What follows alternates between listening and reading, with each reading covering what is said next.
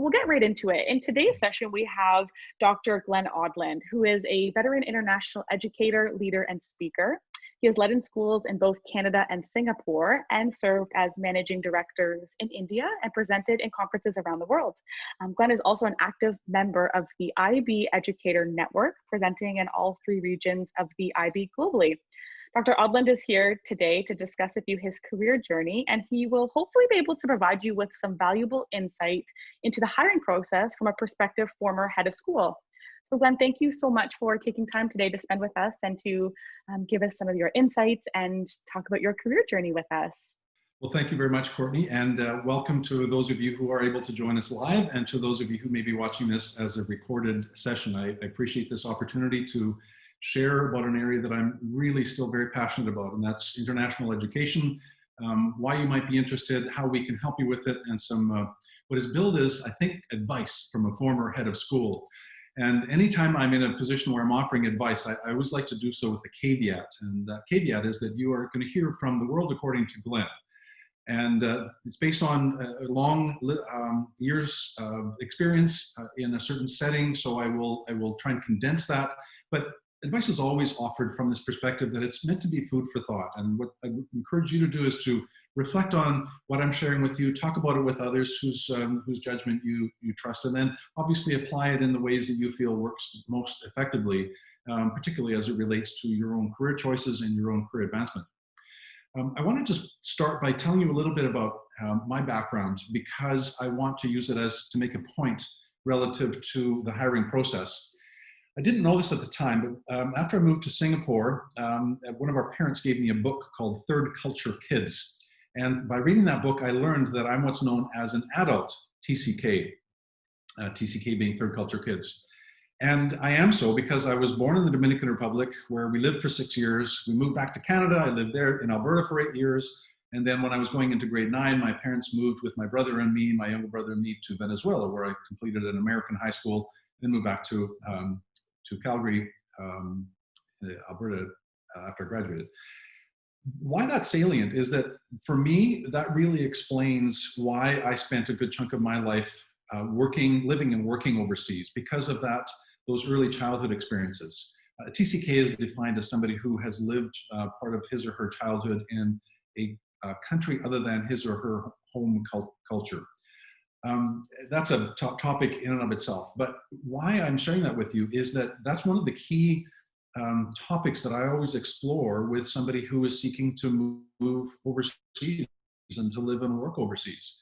And in my case, I'm reaching ahead a little bit to a topic I want to cover with you in terms of interview content and questions and how you might approach that. But I'll share with you this. The why of why you want to do this is really important. And I would want you to think it through really carefully. And in my case, as an interviewer, I always had 2, not direct, verbatim questions, but 2 frameworks for asking questions. And there was one approach to asking questions for people who had lived and worked overseas. That meant that they knew things about themselves that I could tap into and explore. And there was another approach to people who had never lived and worked overseas and wanted to. And so I would start this whole process by asking you to probe the why. That's always a great question to ask in something that you're trying to do anyway. Why do you want to do this? Because answering that question is important on your own personal level, and it certainly is important. It will be important in how you answer that question when you're facing an interview. And I'll just dabble a little bit on this before I move on to some of the other things about our IBEC program and how it relates to what you're involved in. Often people who travel quite a bit do so from a recreational perspective. They take holidays overseas, and they're blessed to be able to experience things on that level. And that's great. I love that. I love doing it myself. And that's a great entry point into it. But here's the thing. Just because you're well-traveled and you like traveling for holidays does not necessarily mean you're well-suited to life overseas. And the converse is also true.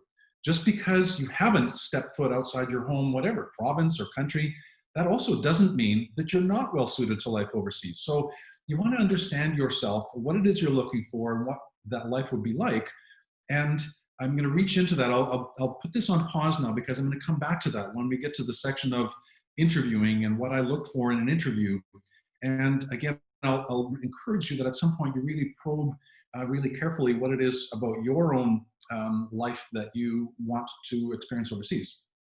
Okay, another snapshot from my life.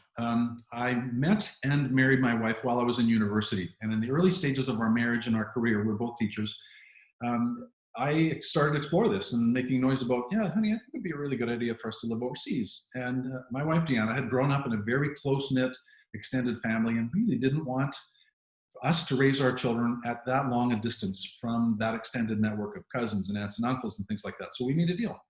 While the kids were young and with us, we'd stay in Alberta. After that, then we'd go overseas. She's since then confessed that she thought I'd forget about it and it would be a non-starter. But as it worked out, our kids got to a certain point and we gained independence. One was in university and one had started a career. They both got married, and it was a great time for us to do the empty nester and launch. We were the ones who left. And in 2006, my wife and I moved to Singapore.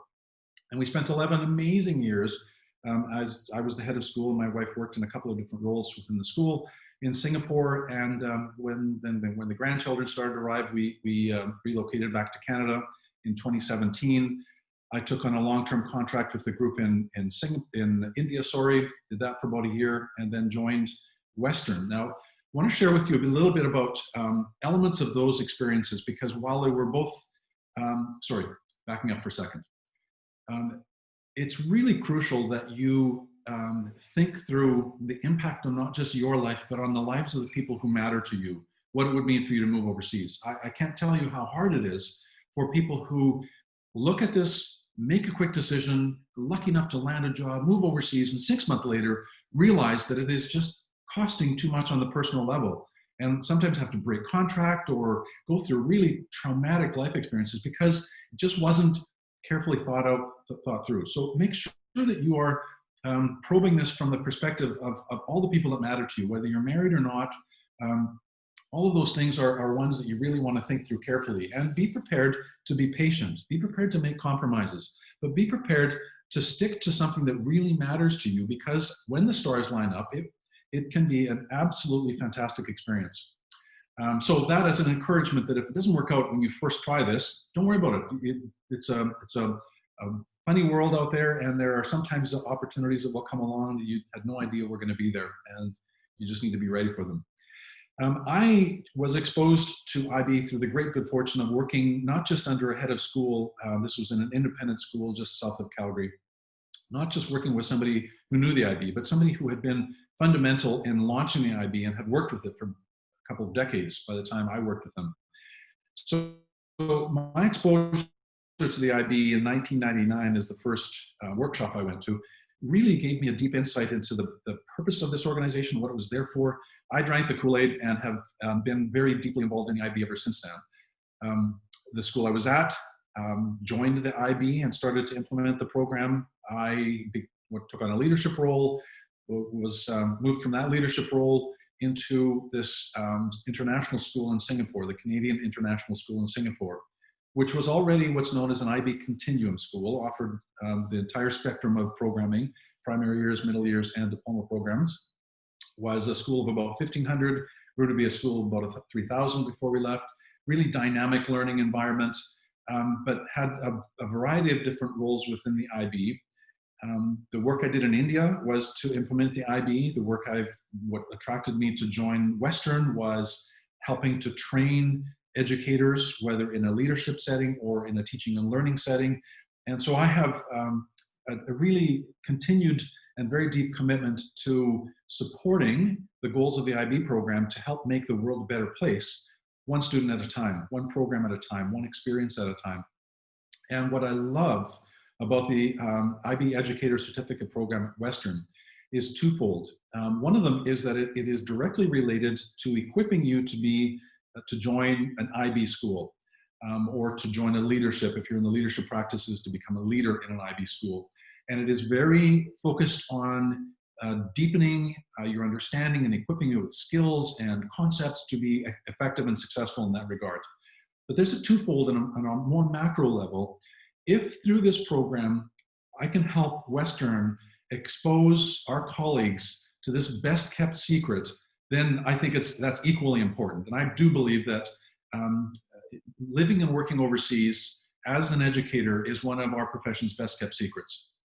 And so the IBEC program is specifically designed for an IB setting, but not exclusive to that. And whether you, when you complete this program, whether you go to an IB school or simply a progressive, perhaps internationally located school, you're going to find that the material you cover and the professors or instructors you work with and your colleagues that you meet as in the cohort, all of those are really going to help equip you to be a very, very effective educator. I want to talk a little bit, and this is something that means a lot to me, and I could talk for hours. I know that we've got a time frame here, so in the next about 7 minutes or so that I've got for the presentation part, let me talk to you about the hiring process. As a head of school, it was my belief that that was one of the most important jobs I had, was recruiting people who understood what they were getting in for, who were a good fit for our school, who knew and understood the IB program, who could be successful and effective and happy overseas. It was a complex judgment call to make, and so I still retained a very heavy role, even though it was quite a big school. There are 4 different levels on which I think our IB Educator Certificate program is really important, and I want to walk you through the hiring process as I engaged in it, with obviously the support of a great team. First thing I looked at was the CV. I or someone else was looking at the CV, and here's why. The CV, to me, is where you document those things that just can't be fudged. It doesn't matter how eloquent you are, you just can't fudge. What degrees or credentials do you have from what universities? What do they look like? You can't lie about them. That's what due diligence does, is it makes sure that you actually have completed the things you've said. But think of that as sort of the quantitative data set. That's the stuff that it's black and white. They either have the degree, they don't. Have the credentials, they don't. If you have what we were looking for on your CV, and that's why, from my perspective, CVs can be quite tight. They don't need to be more than 2 pages, even for veteran long-in-the-tooth educators like me. Be concise.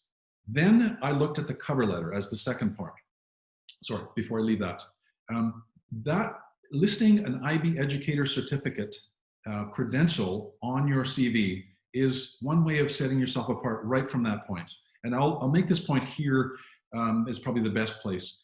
An IBEC certificate is much more meaningful than an IB workshop. I know we've had sometimes some questions, well, can't I do this as an IB workshop? And what's the difference? And one is shorter and cheaper. And yeah, it is, because it's contained in usually a weekend. And I've done lots of these, and they're great from the face-to-face perspective, but they certainly are very time constrained. You are racing through material. You have no, you collect no assignments. You give no feedback on people's understanding. It just isn't anywhere close to the legitimacy, the authenticity of learning that you get in a sustained treatment of the topics, in collecting assignments and giving feedback on those. To hold an IB Educator Certificate is very different than even a set of workshops. So listing that on your CV is a huge advantage to start with. Then I look at the cover letter. And a cover letter to me is where you start the process of getting to know who this person is. And it's where you make it more personal. Good cover letters always demonstrate an insight and understanding of the school that you're applying to. So you'll refer to their one of their programs or some feature about that school that resonates for you. You can start using some of the language that you have learned in this IB Educator Certificate, and that will vary depending on whether or not you are speaking to an IB school or applying to an IB school or just applying to an international school. And it doesn't matter really, because often the nomenclature, the language is the same, and certainly the concepts and the values and what they're trying to achieve will be very similar. So it's a second advantage is on your cover letter. You'll be able to present yourself as very well informed, and you will have a language that will resonate for the people that you're applying to. The third stage is the interview. If the CV and the cover letter really sort of do the job, then you're granted an interview. And the interview process was one that I always loved, but modified over the course of my 11 years as a head of school. And it's not that I didn't have a set of questions that I used, but I stopped relying as heavily on the sort of formulaic, here's a scenario, let me give you scenario X, Y, and Z, how would you respond? And all those things that are kind of, you can rehearse, and you get a chance to spout some things that are, I view them as a bit artificial because they are rehearsed. It's not that you won't face some of those questions, but as I've already talked about in the interview, I approach this differently depending on the candidate. what their life experiences were. And what I wanted to do was to understand what drove that candidate, first of all, to start an overseas career, if that's what they were doing, or if they were veteran or had overseas experience, how did they leverage that? What did they learn from it? What kind of person were they, and what were they looking for in their next school? And ultimately, what I was looking for was always a good fit with us as an organization. If you haven't yet had experience in an IB school, that's okay. You can still reach back to lots of experiences that you've had that will be quite meaningful in an IB setting. And let me just share some of them. It's not that I didn't pay attention to things like classroom practices. Of course, those are important, but I really wanted to understand who this person was, because joining and living and working overseas means that it becomes your whole life. It's not just a job anymore.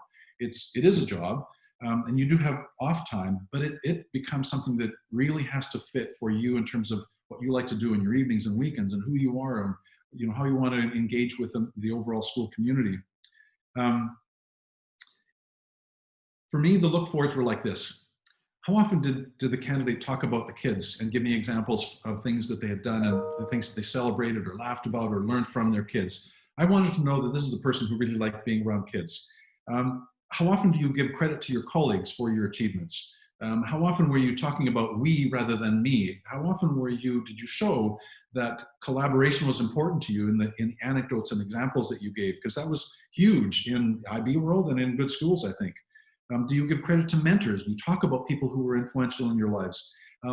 What do you reveal about your passion areas? And this is, for me, I was always very open-ended in my questions, because when you give people a chance to talk about stuff without framing it really specifically, that would be very value-driven. It will be driven by the stuff that means a lot to them. And so you reveal your passion areas. Do you have a sense of humor? Can you be flexible about things? Do you have a respect for differences? Let me use that one to come back to an earlier topic. You may never have lived overseas. You may never have done a lot of traveling, but are you curious about the world? Do you really wonder, why do we do things this way? And what are some different ways of doing things? Have you taken advantage of local opportunities? Canada is a wonderful multi-ethnic kind of a setting. Have you taken advantage of that to learn more about people? Are you respectful of the differences with which different cultures, different groups, different age groups, different genders, all those things, we view the world differently? Are you respectful of that? Do you look at that as an opportunity to learn and to modify your own worldview? You can never have traveled very much, but you could be perfectly suited for life overseas if that's true of you. So I'll come back to that as one of the things that I would really encourage you to think about and understand, that those were things that I thought were really important, because those were great indicators to me that this person a good fit for us. It will be a great experience for them, and they will be happy and fulfilled in this role. And while I'm not thinking of it, in a setting like this, please make sure that you view an interview with a potential school as a two-way flow of information. It's as important for you to learn about the school and the country and the challenges as it is for them to learn about you. I always overtly stated that. Make sure that that's something that you're looking at as well. And then finally, and probably most importantly, the fourth benefit that you get from the training that we'll give you in this IB Educator certificate is that you didn't just land the job, you'll actually be ready for the job. And it's not just about being able to jump through hoops and say the right things and trick people into thinking, oh, what a great person. No, it's actually, you are authentically, genuinely equipped with your insights, your understandings, your capacity to deliver instructional opportunities for your kids or learning opportunities for your kids. You will be successful. And at the end of the day, that is what is most important, is that you are both attractive to and recruited by a school with whom you fit well. You don't have to have groupthink. You can certainly have differences of opinion. That's a healthy thing too, but it will be a fit for you and you will be successful.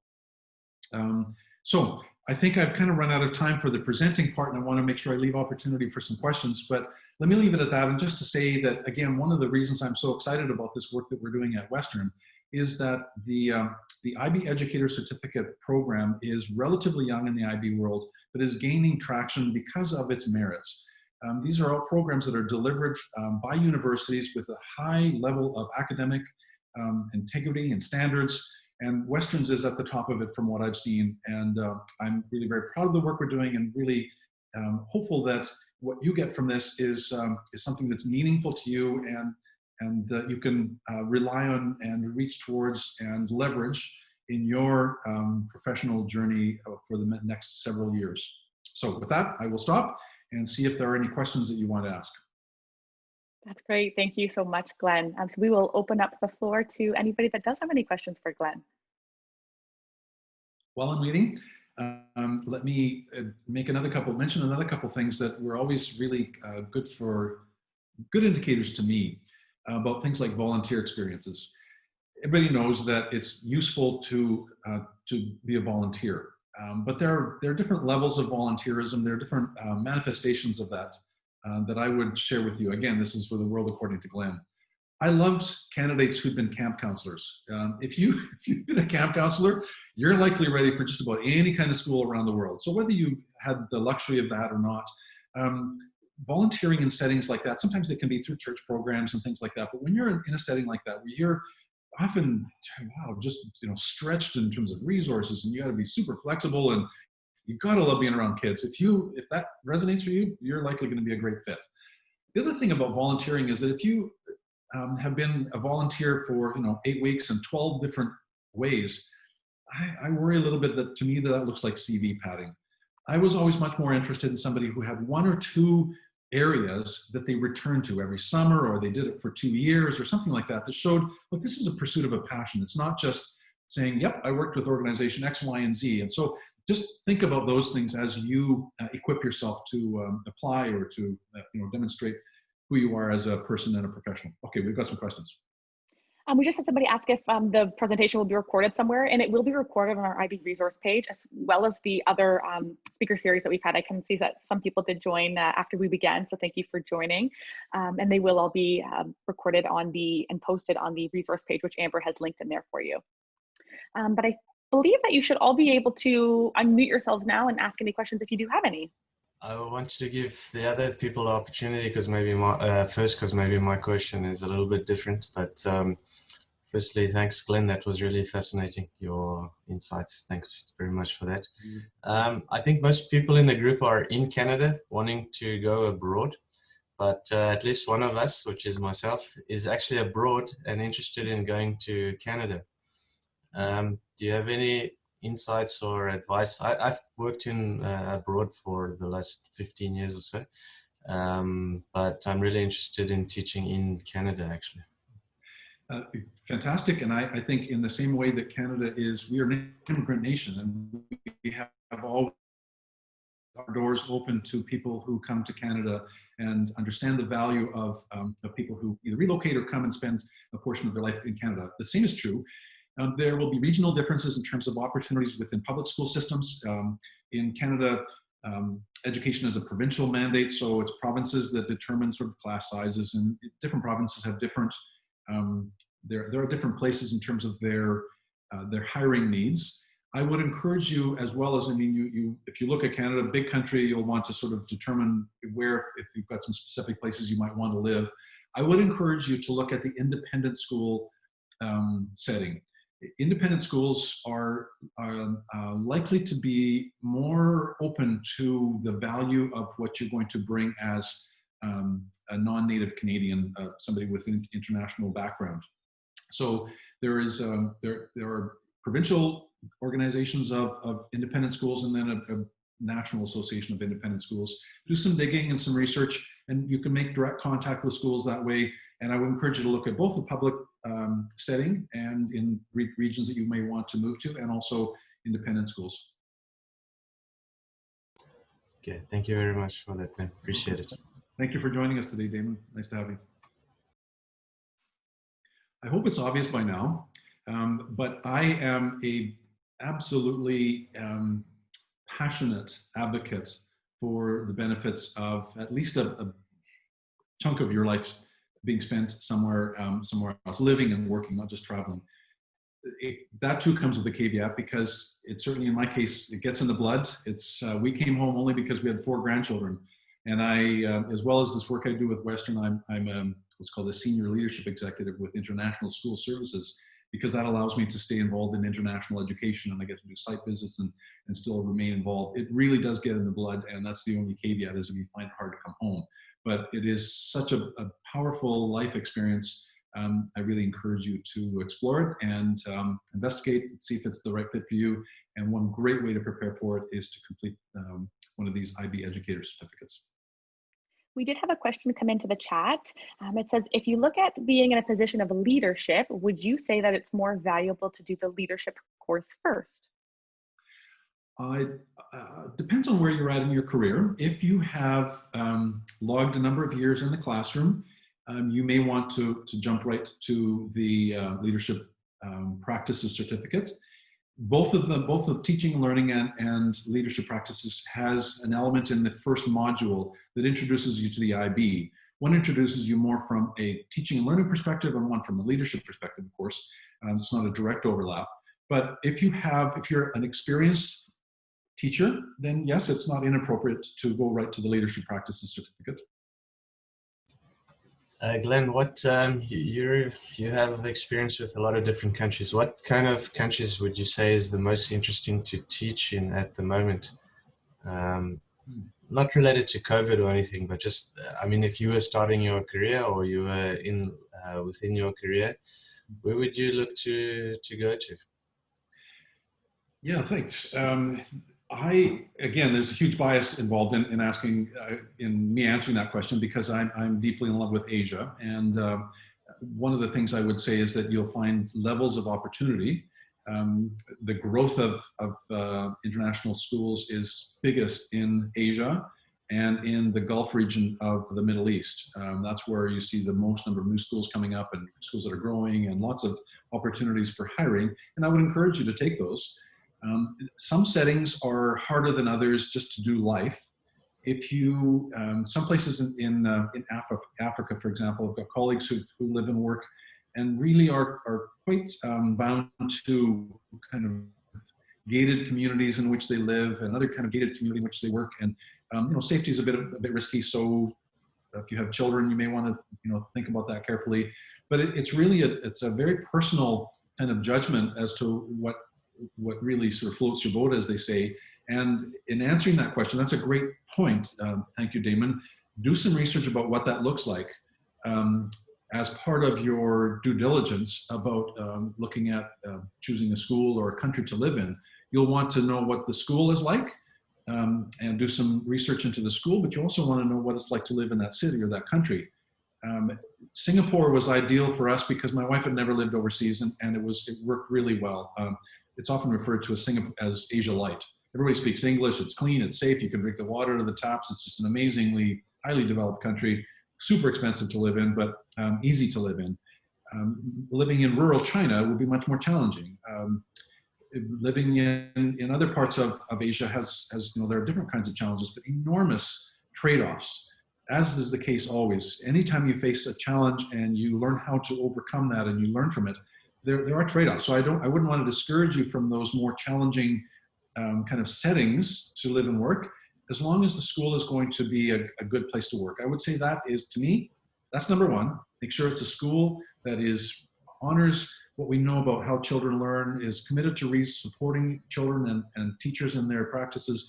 And if that's the case, yeah, a lot of the other things will fall into place, and that you just need to know what it looks like, and you might be pleasantly surprised. But make sure that you've done your due diligence in making those decisions. Okay.